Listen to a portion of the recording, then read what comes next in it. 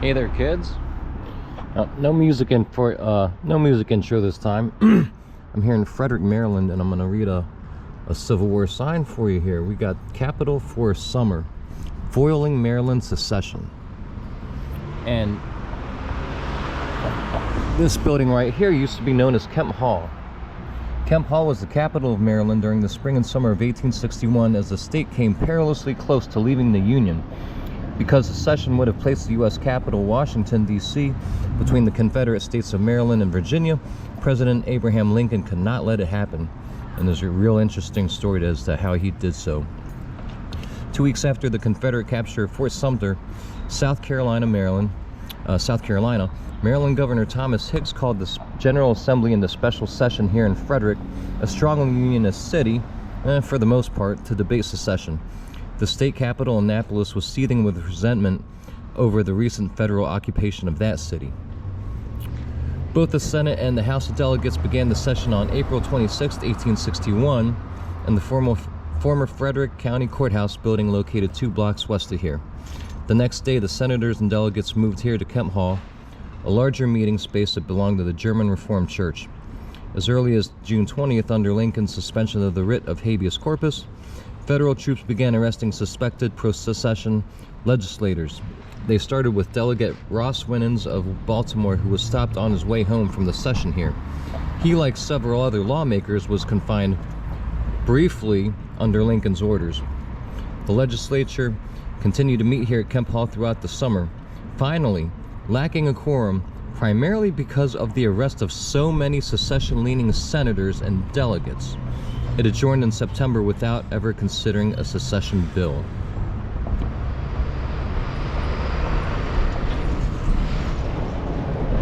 A lot of people defend Lincoln in the matters of, suspension of or imposition of martial law and the suspension of the writ of habeas corpus. I'm not one of those people. And let's see. I'm not gonna walk over there, but across the street, across this corner here, if you look up on high, you will see the Evangelical Reformed United Church of Christ. Just on the end of this block here, see the white columns there?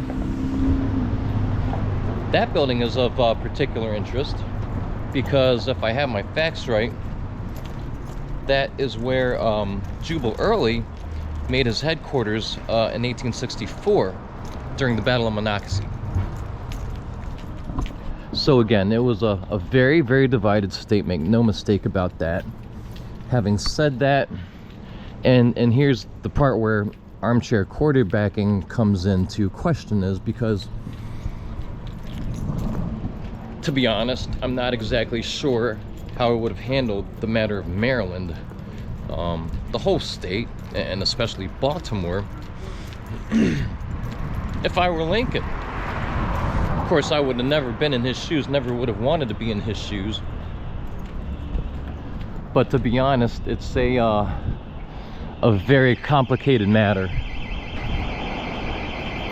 A very complicated matter. There's really no easy solution or no easy answer to it. Being a wartime president, most notably in a civil war,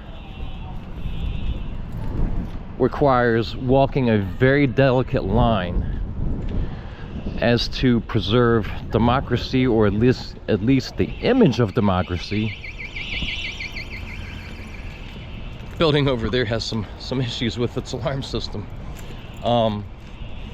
It's a very delicate matter, very difficult to pull off, and like I said, I'm not I'd have to think long and hard about it, and I would like to think that I would be able to come up with a better solution than Lincoln, other than arresting and jailing everybody. Because I just can't agree with that tact. But admittedly, it's a very tricky situation if you're in his shoes. So I'm gonna walk on to one of my favorite places here. It's been a little while since I've been here, which is the National Museum of Civil War Medicine. And I guess I'm taking the long way around. I didn't feel like taking you guys down that alley.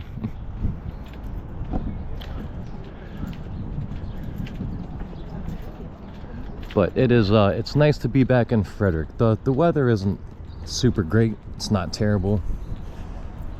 Of course, I'm always most concerned about the lighting. But as you can see, some beautiful buildings. I mean, the whole city is truly beautiful.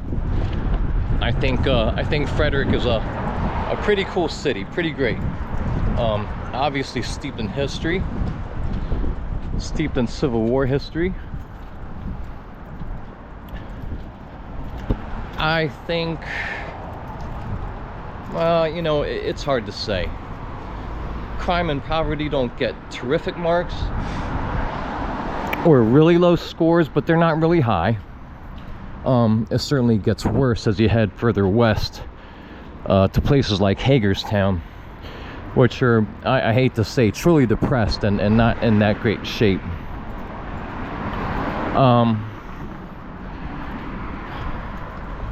But I've got to head to the right pretty soon here. Oh, here we go. This pretty much will take us right there. Anyhow, guys, I'm gonna try to keep this one short.